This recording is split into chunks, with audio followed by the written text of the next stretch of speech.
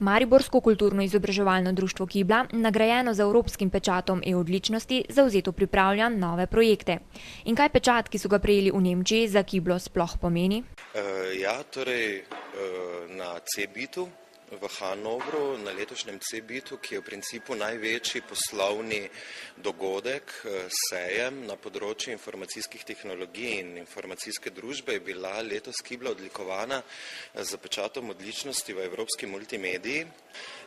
Seveda, kaj zdaj to za nas pomeni?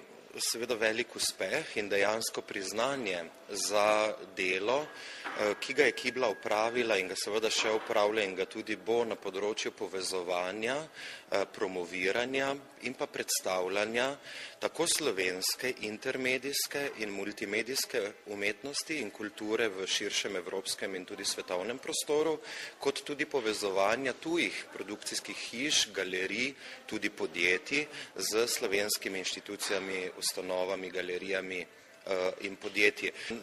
Ne smemo pa tudi pozabiti, da je to odlikovanje predvsem namenjeno producentom in ustvarjalcem na področju novih medijev, ki jih Kibla prezentira in promovira ter se v njihovo delo vključuje kot producentska hiša.